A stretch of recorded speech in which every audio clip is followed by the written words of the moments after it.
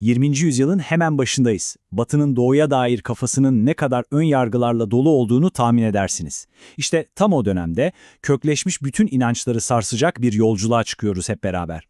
Rotamız bir imparatorluğun kalbinin attığı, efsanelerle gerçeklerin adeta iç içe geçtiği Osmanlı İstanbul'u.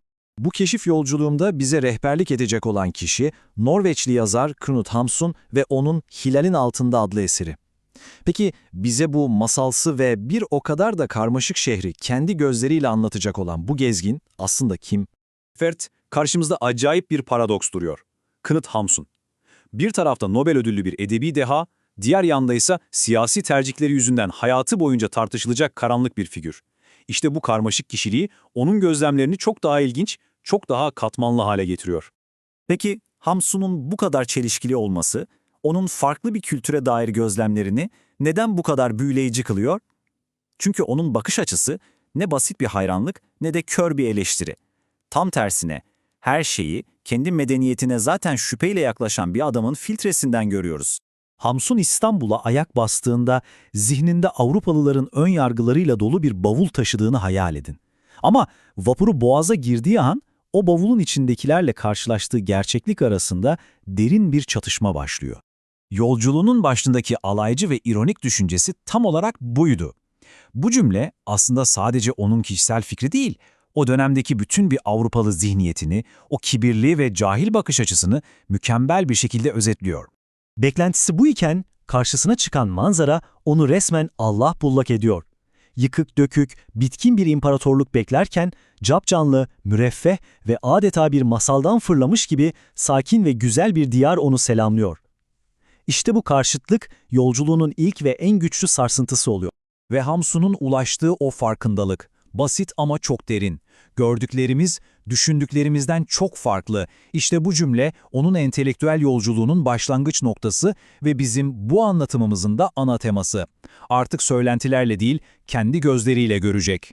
Buradan sonra Hamsun'un yolculuğu manzaradan insana doğru daha da derine iniyor. Artık dikkatini Osmanlı'daki hayatın batıdan ne kadar farklı bir tempoda ve felsefeyle aktığına çeviriyor.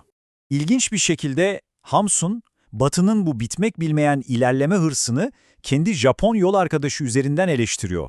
Bu Japon beyefendi batılılaşmayı tek gelişme yolu olarak görürken Hamsun tam aksine Türklerin bu modern telaşa kapılmamasını bir tür hayranlıkla izliyor.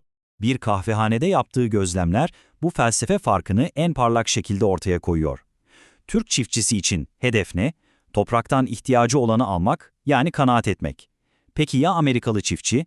Onun için hedef, topraktan alınabilecek maksimum verimi koparmak. Biri yaşamaya vakit ayırırken, diğeri sanki sadece çalışmak için yaşıyor. Hamsun'un yolculuğu şimdi daha da derinleşiyor.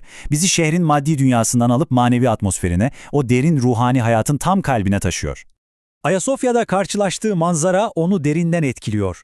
Genç ilahiyat talebeleri kendilerini öyle bir adanmışlıkla Kur'an ezberine vermişler ki yanlarından geçen Hamsun ve yanındakileri fark etmiyorlar bile. Hamsun'a göre bu, peygamberin kelamını öğrenme azminin gözleri dış dünyaya nasıl körleştirdiğinin bir kanıtı. Ve sonra belki de bütün seyahatinin en sarsıcı, en yabancı deneyimini yaşıyor. Huşiyi çeken dervişlerin zikir ayini. Bu ayin, belirli aşamalardan oluşan, dışarıdan bakan bir batılı göz için oldukça kaotik ve yoğun bir ritüel. Hamsun'un kendi kelimeleri, dervişlerin kendilerinden geçerek ulaştıkları o vecd halinin, o manevi coşkunluğun ham gücünü ve fiziksel zorluğunu mükemmel bir şekilde aktarıyor. Bu, onun batılı zihninin anlamakta zorlandığı hem korkutucu hem de büyüleyici bir manzara. Ve işte geldik anlatının zirve noktasına. Hamsun şimdi imparatorluğun en çok efsaneleştirilmiş, batıda en çok karalanmış figürünü Sultan II. Abdülhamit'i kendi gözleriyle görme fırsatı bulacak. Sultan'ın Cuma selamlığı töreni tam bir görsel şölen. Bir düşünün, imparatorluğun her köşesinden gelen askerler Osmanlı ordusunun o muazzam çeşitliliğini ve gücünü gözler önüne seriyor. Ve bu tören için toplanan asker sayısı tam 10.000. Bu rakam bile olayın sadece bir ibadet değil, aynı zamanda muazzam bir güç gösterisi olduğunu kanıtlıyor. Meydan adeta bir insan ve üniforma denizi.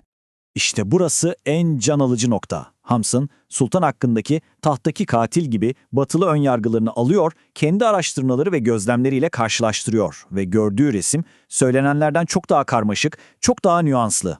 Ve nihayet sultanı gördüğü o an grubundaki bir Amerikalı kadının ağzından dökülen bu basit cümle aslında Hamsun'un da vardığı sonucu özetliyor. Koca bir efsane, basit, insani bir bakışla paramparça oluyor. Sonuç olarak Hamsun'un seyahatnamesinden çıkaracağımız en temel ders bu olsa gerek, kendi gözlerinle görmenin gücü. Başkalarının anlattığı hikayelerle bizzat tanık olunan gerçeklik arasındaki o devasa uçurumu bize gösteriyor. Ve bu yolculuk zihnimizde gerçekten kışkırtıcı bir soru bırakarak sona eriyor. Hamsun gibi karmaşık bir figürün bile açık bir zihinle baktığında ne kadar farklı bir resim görebildiğine tanık olduk. Peki bu durum tarihin kendisi için ne anlama geliyor olabilir?